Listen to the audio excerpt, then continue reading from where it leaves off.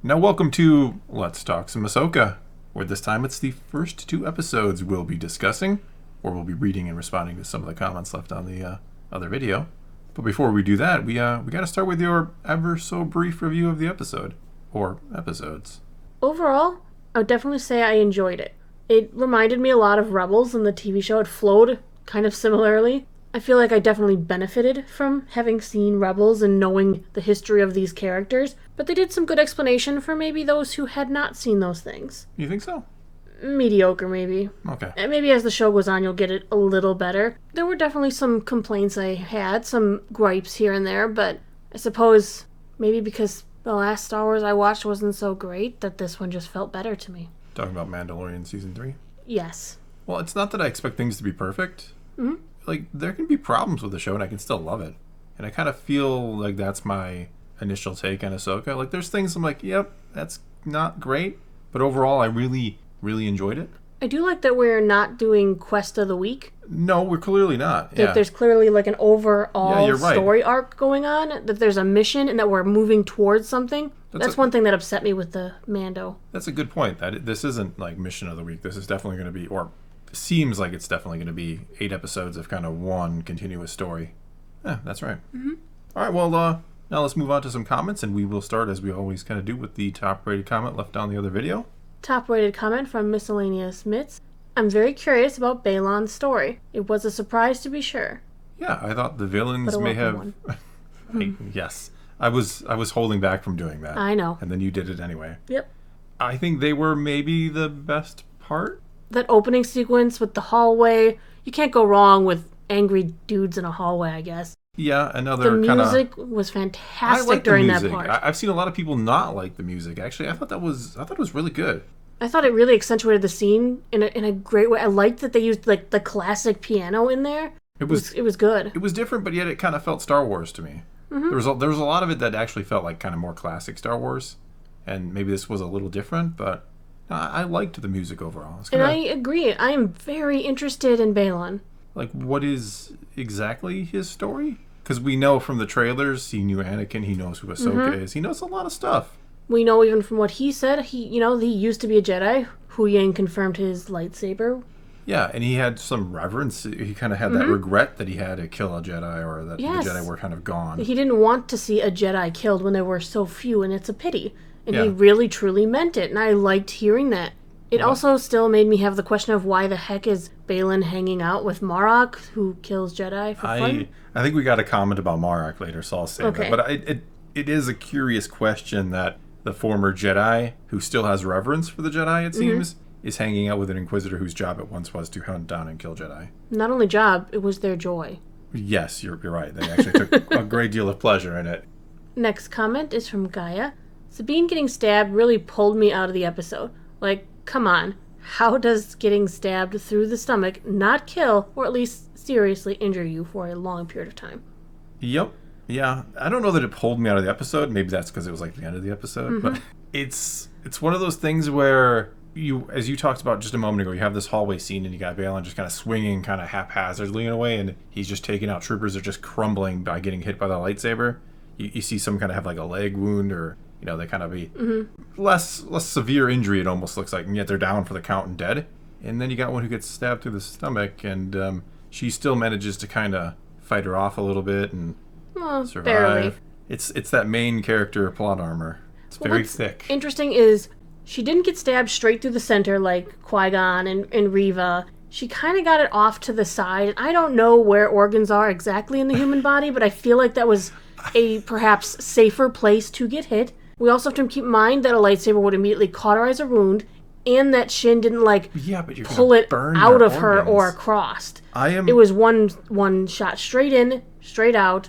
But I would have preferred it to be up in like the shoulder area or something. I'm also not a doctor, but I know there's a lot of organs in there, and a lot of them it's a busy area. It's a very busy area, and a lot of them are very important. So, and I really doubt that Filoni pulled out an anatomy chart. Was he may have actually. He may have, but this wasn't directly in the center of the stomach and the gut.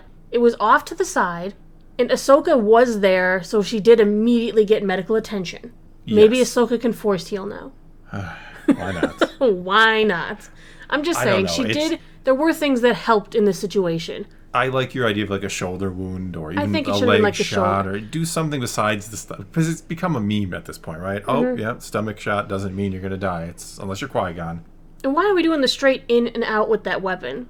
It goes in like butter. You could pull it, That's a good point because... That's the murder right there. That's the kill shot. If you're Shin and her angry squirrel energy, as you call it, like, what I would do is I stab and I go out the side, right? I just... Yeah, I finish the job. You finish it out. Especially if I know... Because she seems very nervous with Ahsoka coming. She knows she's coming, so she's like...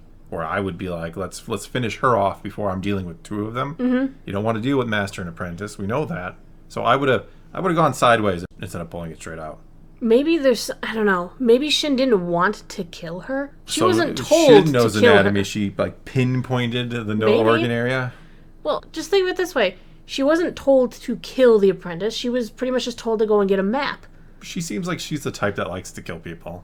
She didn't have any problem killing people earlier in the episode. Well, in this whole scene, she was not smiling. She had a very straight face. Her eyes looked positively giddy. Yeah, she's a little crazy. Yeah. Absolutely. But perhaps she was told not to do that. I don't remember. Keep in mind that Baylan does have a reverence for the Jedi, so maybe he wanted to preserve them if he could. I don't know. Next comment from Super Skull. Cool. I thought it said Super Skull for a while. So did I at first, but yes. Totally agree. I watched these with my mom, and every time a Rebels character / storyline appeared or was talked about, my mom always asked me what are they talking about, and I kept finding myself saying, well, in Rebels. So I can't imagine watching this without knowing what happens in Rebels, but besides that, great 2 episodes. This comment goes with Billinge. I quite literally do not care what people who haven't seen Rebels think. It's out there. It's been readily available for years. Disney Plus has curated playlists to prime people, and there are hundreds of recap videos that have been put out the last few months. This is a show for the fans, by the fans. They're making this show for people who've seen it all and want more, and I'm 100% here for it. I thought that this show felt the most Star Wars out of all the shows so far, especially the visuals. I can't wait to see where they go, honestly. So I agree and disagree. I mean, I've seen a lot of people say that it's kind of nice that it does seem like this is made for Star Wars fans. Mm-hmm. And though I can understand, like, well, it's out there, right? If I got Disney Plus, I can watch Rebels, I can watch YouTube videos, I can do whatever I got to do to kind of prepare for this. Yet, you don't want to have to tell that person. Like, I know a lot of people who are kind of on the fence about watching this one, more or less. They're not super excited. Mm-hmm. And if I told them the best way to get the most out of it is to watch this show called Rebels, they're not going to watch it. To watch hours and hours of media? Yeah, just to get ready for this. Mm-hmm. But as a fan, I understand that perspective of, this is nice. It's nice to be like, yeah, this is a continuation of a previous story that you've seen, and we appreciate that you've watched that and that you are a fan of this, and so this is for you. Yet at the same time, of course, you do have to bring in new customers, right? I understand that from the Disney Lucasfilm perspective. You got to keep bringing in more people. Absolutely. So it's a give and take kind of thing. I just hope that this is just such a hard line for them to tread, because like you said, you want to bring in the new customers. You don't want to tell them there's homework to watch this. No, you never want to tell them that. No. I know somebody in our Discord commented about this. I think it was Bolsif, who said you have to look at something like Andor. Andor, there was no prerequisites to watching Andor. You could just watch Andor, but the show wasn't super fantastic. In terms of how many people watched the show, did it perform up to Disney's expectations? No, certainly not, yeah. So they're trying another route. They're making something that's deliberately for fans, and we'll see how this goes. Yeah, I bet you it'll do better than Andor, to be honest with you. Probably. It's got a lot of that classic Star Wars feel, which is refreshing. It's good. I want to see where this story is going. I think they made it intriguing enough. They did enough with the exposition. I just have to see where this goes. Yeah, sadly, I haven't gotten any outside opinions yet. No one I know has watched it yet, which is a little worrying. Usually they're kind of on the ball with that because they want to, make the video, if you will, and get their opinions heard, even though nobody knows who they are or anything. But and I actually really appreciate how well they've been utilizing Huyang, because let's face it, even in Clone Wars and stuff, he's a side he's guy, prominent in his one arc. Yeah, he's got one cool arc, but they've actually utilized him in a really creative way here. I've liked it a lot.